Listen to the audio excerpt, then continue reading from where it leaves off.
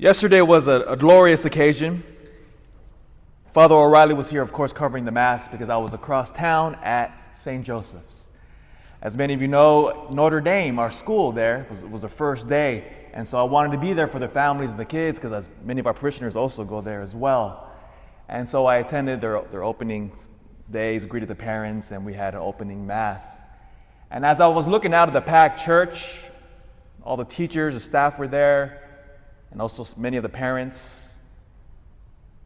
And I was just looking at it, I said, why are they here as opposed to a public school? Because as you know, you can go to public school absolutely for free, but the parents that send their kids there, we have 305 kids there. They make a sacrifice. It's not cheap.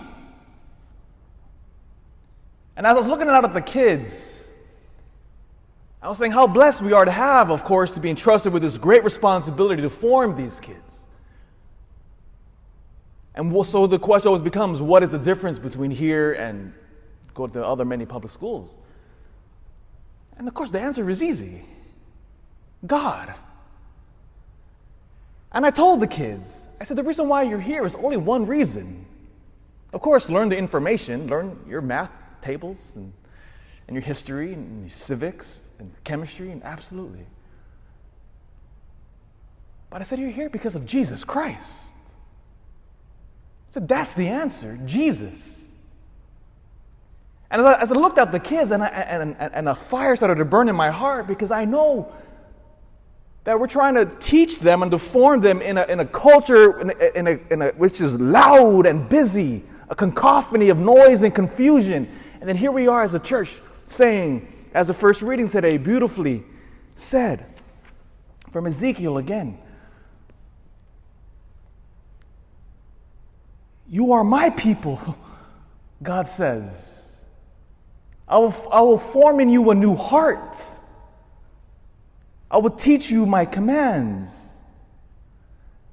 Again, do you see what God is trying to do here? He's trying to form these people who had lost the way. And so the reason why we exist as a Catholic Church, and specifically as Notre Dame School, is to tell all those 305 little souls who they are. Because again, contrast that with the culture. Always contrast it with this cultural battle that we're in. What does the culture tell these little kids? You're nothing. You're a byproduct of evolution.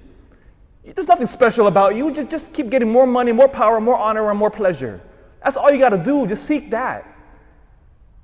That's what they're bombarded with. The average kid spends 22 hours in entertainment and media. What do you think the message that they're getting from that? It's not the church's message. And then here the church comes in. And as I looked at those kids, my heart just burned. I said, do you know who you are? Do you know who created you? Do you know your final end?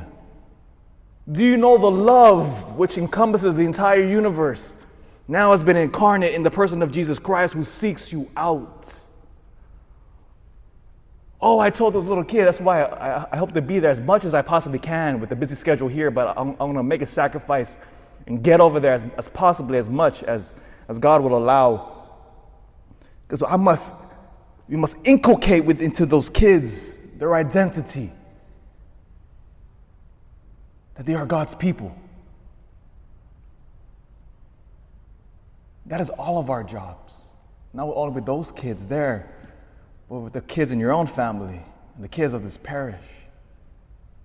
We have big competition, you and I. But we have God, though. We have God. And remember, if God is with us, who could be against us? And we'll win. The church wins. It's the book of Revelation, by the way. We all already won.